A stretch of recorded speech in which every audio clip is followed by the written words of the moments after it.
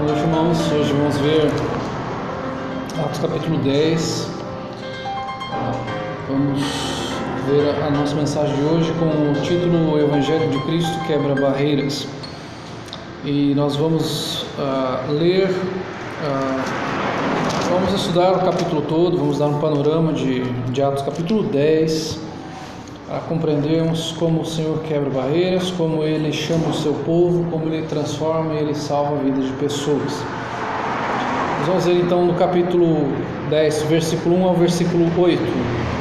Diz assim: morava em Cesareia um homem de nome Cornélio, centurião da corte chamada italiana, piedoso e temente a Deus, com toda a sua casa, e que fazia muitas esmolas ao povo, e de contínuo orava a Deus. Esse homem observou claramente durante uma visão, cerca da hora 9 do dia, um anjo de Deus que se aproximou dele e disse: Cornélio. Este, fixando nele os olhos, possuído de temor, perguntou: o que é, Senhor? E o anjo lhe disse: as tuas orações e as tuas esmolas subiram para a memória diante de Deus. Agora envia mensageiros a Jope e manda chamar Simão, que tem por sobrenome Pedro. Ele está hospedado com Simão curtidor, cuja residência está situada à beira-mar. Logo que se retirou o anjo que lhe falava, chamou 2 de seus domésticos e um soldado piedoso dos que estavam a seu serviço, e havendo-lhes contado tudo, enviou-os a Jope. Nós começamos então esta história mostrando que existia ali um homem em Cesareia, o nome dele era Cornélio. Ele era responsável, ele era comandante de 100 soldados romanos, então ele tinha uma alta patente no exército romano. E ali o texto nos fala que ele era um homem piedoso diante de Deus, e que ele temia a Deus e servia a Deus com toda a sua casa, fazia esmolas ao povo. Então ele cuidava das pessoas de fora, as pessoas mais necessitadas, e ele ali recebe uma visão do Senhor na hora 9. A hora 9 era aproximadamente às 3 horas da tarde. Ele tem uma visão de um anjo que fala para ele enviar mensageiros para falar com Pedro, para que ele enviasse para falar com Simão Pedro e dar todas as orientações ali para que ele vá lá e fale com o apóstolo Pedro. Fala onde ele está, na casa de quem ele está, na casa de Simão, o curtidor. Ele então manda 2 servos dele, tementes a Deus também, juntamente com um soldado, certamente para protegê-los neste caminho que certamente possui seus perigos. Então ele é mandado, esses 2 servos são mandados juntamente com os seus servos, obedecendo a visão que Deus dá dele, deste anjo, dando as orientações a ele. Vamos lembrar que esse texto é um texto que está nos mostrando como Deus ele orienta ali então este homem, que já era um homem temente a Deus, não havia ainda ouvido o Evangelho, não havia ainda compreendido plenamente acerca da salvação em Cristo Jesus, e Pedro lhe daria estas orientações para frente. E aqui então nós vemos o anjo dar estas orientações. Aí a gente pode pensar: por que o anjo não poderia pregar o Evangelho para ele? Porque esta missão é dada a nós.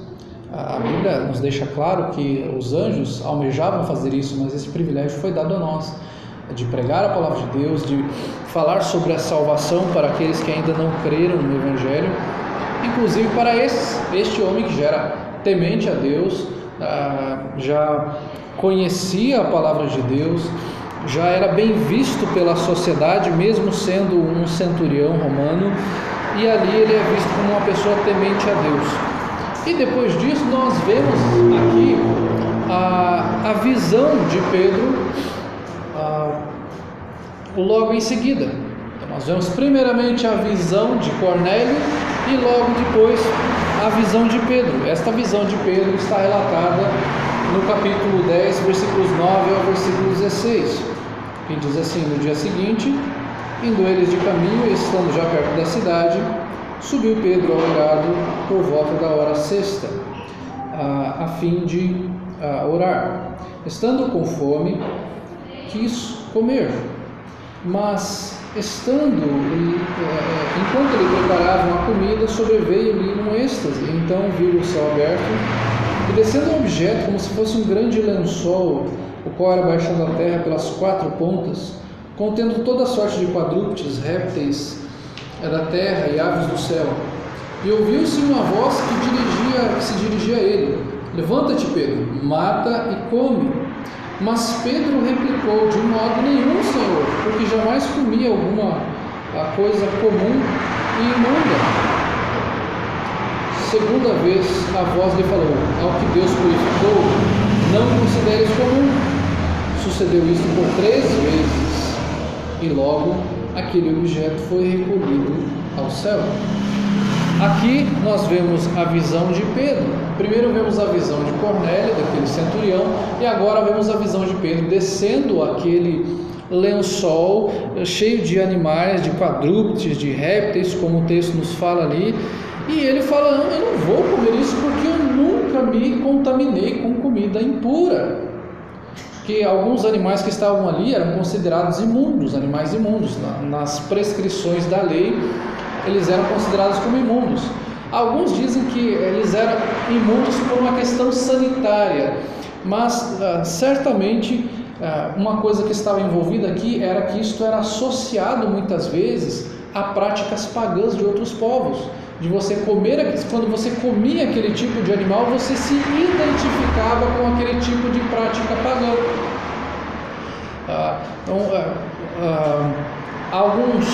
Algumas décadas atrás, as igrejas eram meio reticentes em que as pessoas fossem de calça jeans para a igreja e de os homens barbados, porque eles iam se identificar com o movimento hippie. Algumas décadas atrás, várias décadas atrás na verdade. Porque era pecado andar de calça jeans ou ter barba? Não, o pecado não está aí. O problema é quando você se identifica com algo. Olha, quando você se veste assim, você lembra dos hippies, você lembra de todo aquele evento que aconteceu lá em Woodstock, do sexo livre, do sexo, drogas e rock and roll. Então você está se identificando usando esse tipo de roupa.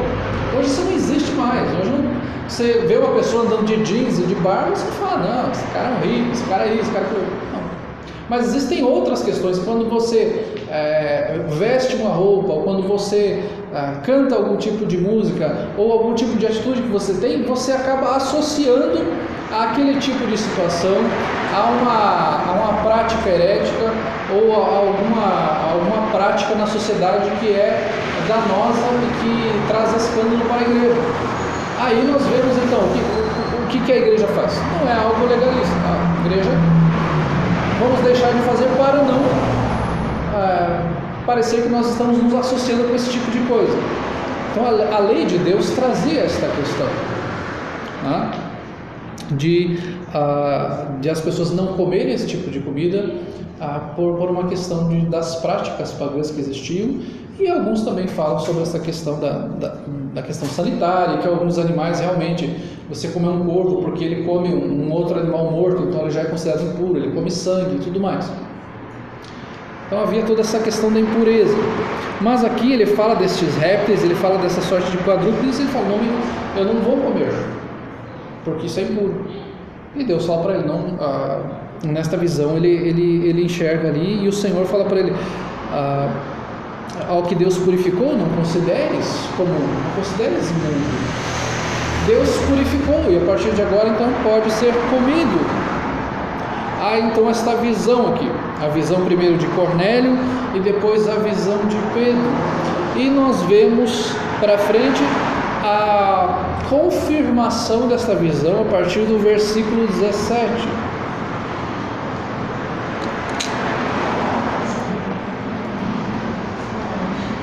Enquanto Pedro estava perplexo sobre qual seria o significado da visão, eis que os homens enviados da parte de Cornélio, tendo perguntado pela casa de Simão, pararam junto à porta. Então, percebam aqui que Pedro, ele tem aquela visão, mas ele não sabe o significado, ele está perplexo e não sabe qual é o significado daquela visão.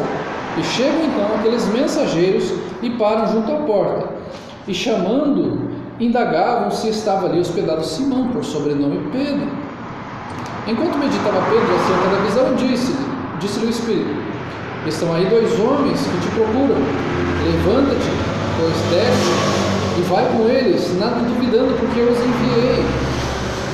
E descendo Pedro para junto dos homens, disse: aqui me tendes, sou eu a quem buscais? Aqui vieste.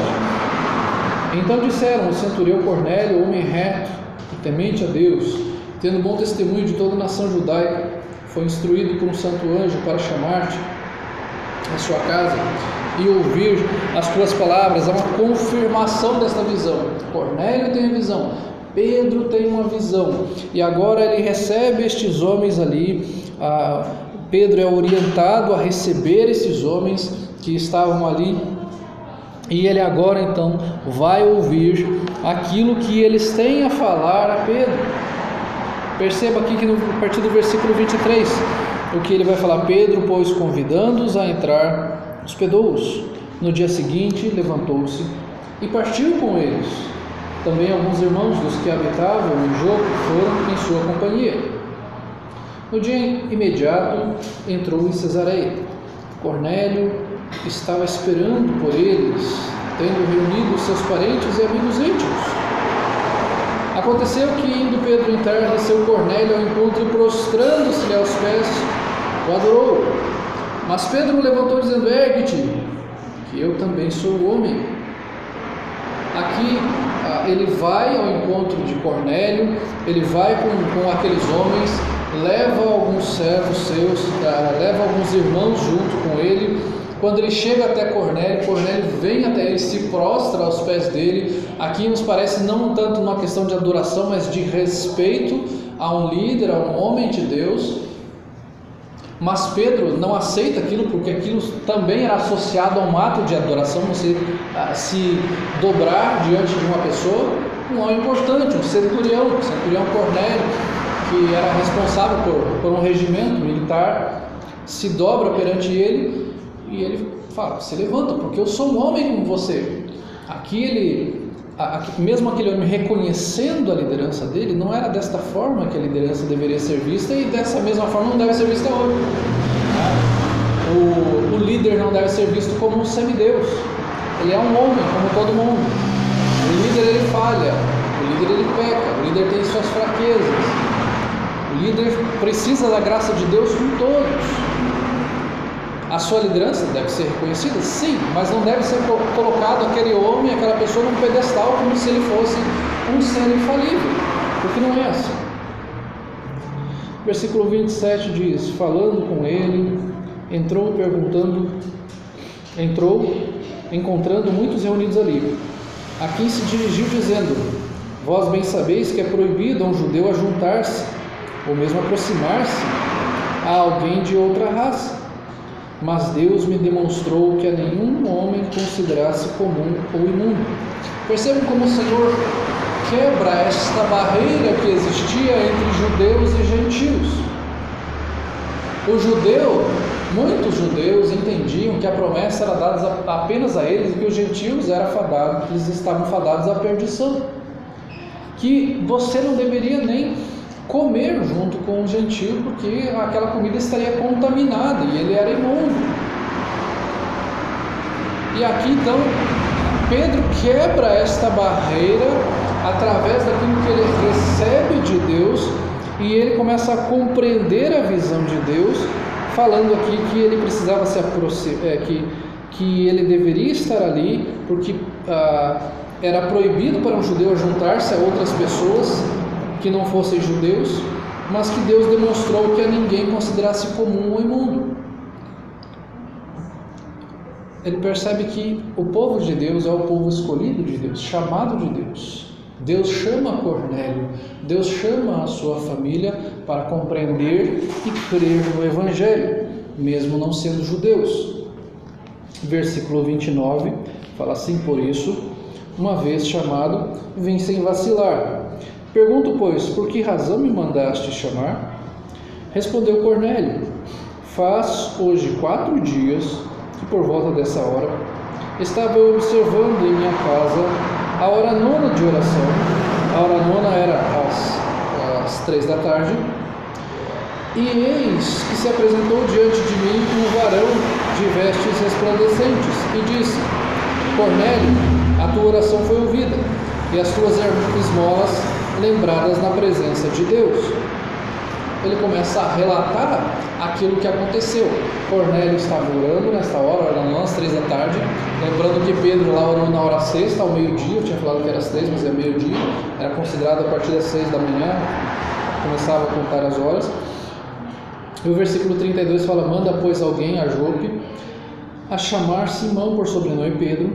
Acha-se este hospedado na casa de Simão, curtidor, à beira-mar. Portanto, sem demora, mandei chamar-te, e fizeste bem em vir.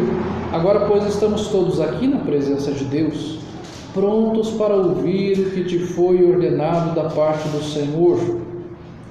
Então falou Pedro, dizendo: Reconheço por verdade que Deus não faz acepção de pessoas. Pelo contrário, em qualquer nação, aquele que teme e faz o que é justo lhe é aceitável. Vejam aqui como estes homens, essas pessoas estão dispostas a ouvir o que lhe foi ordenado da parte do Senhor. Eles estavam ali para ouvir a palavra de Deus, para ouvir os ensinamentos da mensagem do Evangelho. E ali Pedro reconhece que Deus não faz acepção de pessoas, de que a mensagem, a promessa não é para os judeus apenas, mas também para os gentios, que Cristo quebrou esta barreira que existia e que nós fazemos parte de uma mesma e de uma só família, e que Ele recebe a cada um e nos torna irmãos em Cristo. E nós vemos nesta passagem toda aqui como Deus direciona os eleitos, como Deus direciona Cornélio para que ele envie ali pessoas para encontrarem Pedro, e Pedro lhes venha falar acerca da palavra de Deus. Deus direciona o seu povo, Deus cuida do seu povo desde o primeiro momento. Por mais que uma pessoa possa rejeitar ao Senhor, mas em algum momento ela será direcionada pela palavra de Deus. Essa pessoa não vai, nós não precisamos ficar uma pessoa não precisa ficar esperando uma visão de um anjo hoje. Isso não é normativo. Isso aqui está nos mostrando como Deus agiu naquela época para que a mensagem chegasse até os gentios, para que o Espírito Santo fosse derramado entre os gentios. Essa mensagem, o derramamento do Espírito já havia acontecido entre os judeus, depois entre os samaritanos, e agora este primeiro gentil, Cornélio, o centurião, recebe então esta mensagem. E nós vemos como Deus direciona a palavra, como Deus carrega os seus, direciona os seus para conhecer a palavra de Deus. Deus em Cristo nos transforma para sermos parte desta família da fé, quebrando barreiras, quebrando qualquer barreira que exista de classe social, de etnia, de cor, qualquer coisa. O Espírito Santo, a palavra de Deus em Cristo nos mostra que existe uma exclusiva família. Nós somos um só povo. Esse daqui não, porque não, esse tipo de pessoa não, como os judeus pensavam, esse aqui é imundo, esse é desse tipo de pessoa, esse daqui é inferior, esse aqui é dessa forma, esse daqui é mais pobre, mas esse aqui é rico e ele é chato, esse aqui é pobre e ele é isso, ele é aquilo outro. Nós somos uma só família, nós somos um só povo. Nós temos a necessidade da oração. Perceba que Pedro estava ali orando, que Simão também, Cornélio recebe também esta mensagem, e quando ele estava ali a fim de orar, Cornélio estava ali recebendo a mensagem do Senhor, Pedro estava orando. Nós percebemos aqui a necessidade que nós temos de oração, de orarmos mais, de buscarmos mais a presença de Deus, de ouvirmos mais a voz de Deus também através da sua palavra. Esses dias a minha filha perguntou como que ela conseguia ouvir a voz de Deus, e eu falei para ela: olha, hoje nós ouvimos a Deus através da sua palavra. O Senhor já deixou preparada a sua palavra, falou através dos profetas, falou através dos apóstolos, E hoje nós temos a palavra de Deus. Quando nós lemos a sua palavra, Deus está falando conosco. Há também a necessidade de que nós, como povo de Deus, estejamos mais reunidos, sintamos esse prazer em estarmos mais reunidos, porque Simão é recebido por Cornélio e já é introduzido naquele meio. Eles estão atentos para ouvir aquela mensagem e vemos a forma como eles têm essa comunhão. Desde Atos capítulo 2 nós começamos a ver como os cristãos passam a ter comunhão. Aqui nós vemos a importância do crente, do cristão ter comunhão com os outros também. Esta necessidade de estarmos próximos, de termos este prazer de estarmos juntos. Esses dias ainda estava dando uma pesquisada em algumas questões e eu entrei no portal do G1, tinha um estudo lá, já de outubro do ano passado, que o brasileiro é o terceiro povo que mais acessa redes sociais. Ele está em terceiro lugar no mundo todo. E nós, brasileiros, em média, estamos nas redes sociais, na internet, em média, 9 horas e 15 minutos por dia. Isso é média, gente, porque tem pessoas que não ligam tanto para isso e tem gente que usa 10, 15, 20 horas por dia. Eles acordam de madrugada para ver rede social. Existem clínicas de recuperação para isso. Por que eu estou falando essa questão?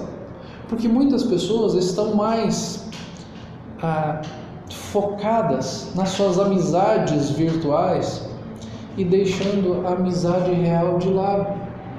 Falando, não, eu não tenho tempo de ir na casa daquele irmão, eu não tenho tempo de ir lá orar com ele, eu não tenho tempo de ir lá pregar a palavra para ele, eu não tenho tempo de simplesmente fazer uma visita, a gente tem que fazer uma caminhada, conversar. Mas eu quase não olho a rede social, eu só de vez em quando olho a internet. Só que isso é igual você fazer um orçamento quando você fala que não tem dinheiro, não sabe para onde foi seu dinheiro.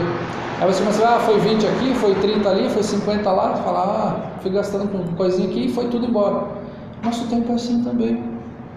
Foi só 10 minutos ali, mais 5 lá, mais 20 lá. Aí você fala, poxa, usei 10 horas do meu dia com rede social. E aí não se tem tempo de comunhão verdadeira, de estarmos juntos como irmãos, de sermos participantes da vida uns dos outros. Precisamos ter esse prazer de estarmos juntos. 9 horas e 14 minutos é mais do que um expediente de trabalho. A maioria de nós trabalha 8 horas por dia. E as pessoas estão bitoladas durante 9 horas e 14 minutos num celular, num tablet, num computador, e deixam de ver aquilo que é a parte maravilhosa das Escrituras, que é nós estarmos juntos, temos prazer de estarmos juntos, de conversarmos, de olharmos um no olho do outro.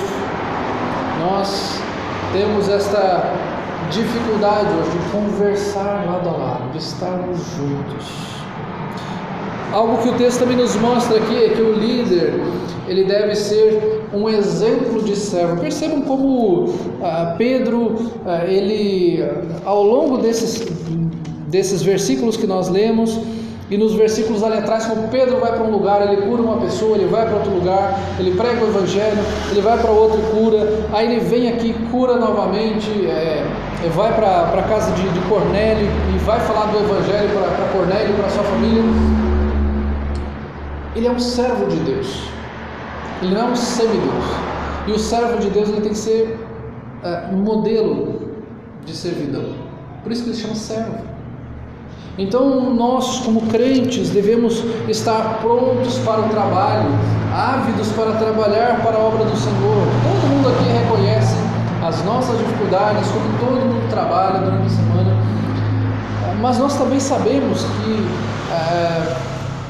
a igreja, ela deve ser algo prazeroso de nós estarmos juntos para trabalharmos juntos, pregarmos a palavra de Deus juntos, evangelizarmos juntos, planejarmos as coisas da igreja, colocarmos diante de Deus as coisas da igreja. Nós vemos aqui Pedro como este modelo de servo. E nós vemos aqui também como Deus não olha para a classe de pessoas ou para a etnia. Como Pedro vai falar aqui que Deus não faz essa diferenciação de pessoas, não faz essa acepção de pessoas, como diz no versículo 34. Deus não estava olhando para a etnia de Cornélio. Cornélio não é romano, então não é judeu, então não vamos pregar a palavra para ele. Não vai lá, Pedro. Pedro vai até lá e prega a palavra a Cornélio. Nós vemos aqui também o evangelho sendo pregado de forma simples a Cornélio. E o versículo 36 em diante nos mostra como essa mensagem é pregada. Esta é a palavra que Deus enviou aos filhos de Israel, anunciando-lhes o evangelho da paz por meio de Jesus Cristo. Este é o Senhor de todos. Ele começa falando aqui que Deus enviou aos filhos de Israel, que Ele envia o Cristo para anunciar a paz. Ele é o Senhor de todos. Versículo 37 fala: vós conheceis a palavra que se divulgou por toda a Judeia, tendo começado desde a Galileia, depois do batismo que João pregou, como Deus ungiu a Jesus de Nazaré com o Espírito Santo e com poder, o qual andou por toda parte fazendo bem, curando a todos os oprimidos do diabo, porque Deus era com ele. Falando, Deus estava com Jesus. Jesus libertava, Jesus curava, Deus, o Pai, estava com ele. Ele foi ungido pelo próprio Deus com o Espírito Santo. Versículo 39 fala: e nós somos testemunhas de tudo o que ele fez na terra dos judeus e em Jerusalém, ao qual também tiraram a vida, pendurando no madeiro. Pedro fala que nós éramos testemunhas de tudo aquilo que aconteceu, de todas as maravilhas que Jesus fez, de como ele foi traído, de como ele foi crucificado em Jerusalém. E aí o texto fala, versículo 40: a este ressuscitou Deus no terceiro dia e concedeu que fosse manifesto, não a todo o povo, mas às testemunhas que foram anteriormente escolhidas por Deus, isto é, a nós que comemos e bebemos com ele, depois que ressurgiu dentre os mortos. Este Cristo que morreu, ressuscitou ao terceiro dia. E este Cristo que ressuscitou ao terceiro dia foi apresentado a testemunhas, dos quais estávamos nós, e nós estávamos com ele, e nós comemos com ele. Não era uma miragem, nós comemos com ele. Perceba como Pedro está anunciando o Evangelho. Pedro não se atém à visão que ele teve. Olha, eu tive uma visão, eu tive um êxtase, eu vi um lençol cheio de animais. Ele está pregando o Evangelho a estas pessoas. Ele está aqui falando que ele foi testemunho da morte e da ressurreição de Jesus, que ele comeu com Jesus, que aquilo não era não era uma miragem. Versículo 42 fala: e nos mandou pregar ao povo e testificar que ele é quem foi constituído por Deus, juiz de vivos e de mortos. Este Cristo que morreu e ressuscitou nos enviou, nos deu a grande comissão de ir pregar o Evangelho a toda a criatura, batizando em nome do Pai, do Filho e do Espírito Santo, ensinando-os a guardar a todas essas coisas. Eis que estarei convosco todos os dias até o fim dos séculos. Jesus envia estes homens a pregar a palavra de Deus, e ele é então constituído por Deus juiz de vivos e de mortos. O Senhor Jesus é aquele que vai julgar vivos e mortos. Ele é o Salvador e o juiz. Versículo 43 nos diz: dele todos os profetas dão testemunho de que por meio de seu nome todo aquele que nele crê recebe remissão de pecados. Os profetas anunciavam Jesus Cristo. Os profetas anunciavam Jesus. Jesus é o cumprimento da promessa. Pedro está falando, olha, os profetas falavam lá atrás. Jesus está aqui para ser o cumprimento dessas promessas que foram dadas aos profetas. E todo aquele que crer em Cristo terá os seus pecados perdoados, terá os seus pecados pagos. Este é o Evangelho puro e simples, mostrando que Jesus veio, libertou pessoas, curou pessoas, morreu, ressuscitou, nos mandou pregar o Evangelho, e este Evangelho fala de salvação. remissão, perdão de pecados. Este é o Evangelho. Um Evangelho puro e simples que está se perdendo em tantas outras coisas, em tanta algazarra que nós vemos. E não se fala mais sobre pecado, salvação, necessidade de Cristo. Se quer mais um oba-oba, novas doutrinas, satisfação própria, mas não se quer a Cristo. O Cristo que foi rejeitado pelos judeus está sendo rejeitado por aqueles que se dizem povo de Deus hoje. Aqueles que se diziam povo de Deus antes rejeitaram a Cristo, e aqueles que se dizem povo de Deus hoje o rejeitam agora. Este é o Evangelho puro e simples, e nós devemos continuar neste Evangelho puro e simples. Versículos 44 a 48 vai nos mostrar este derramamento do Espírito agora entre os gentios, que já havia acontecido em Jerusalém, Atos capítulo 2, depois em Samaria, e agora aqui no capítulo 10, entre os samaritanos, e agora aqui haverá o derramamento do Espírito entre os gentios. Ainda Pedro falava estas coisas quando caiu o Espírito Santo sobre todos os que ouviam a palavra. E os fiéis que eram da circuncisão, que vieram com Pedro, admiraram-se, porque também sobre os gentios foi derramado o dom do Espírito Santo, pois os ouviam falando em línguas e engrandecendo a Deus. Aqui há este derramamento do Espírito, e para que seja um sinal de que, assim como os judeus receberam o derramamento do Espírito, os gentios também receberam o derramamento do Espírito, existe essa obra de Deus para que eles falem em línguas. O falar em línguas não é algo normativo. Desceu o Espírito sobre aquela pessoa, ela fala em línguas. Isso aqui não é um ato normativo. A Bíblia não nos fala que é necessário que todos falem em línguas. Muito pelo contrário. A Bíblia deixa muito claro que não. Que cada parte do corpo tem um dom. E ali vai falar sobre toda a questão do dom de línguas.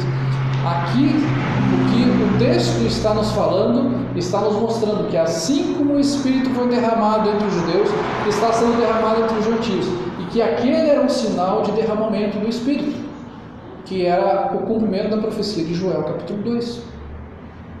Não é um ato normativo. Senão todo mundo, na sua conversão, teria que sair falando em línguas. Não é um ato normativo, a Bíblia não nos fala assim. Versículo 47 vai falar: porventura pode alguém recusar a água para que não sejam batizados estes que, assim como nós, receberam o Espírito Santo?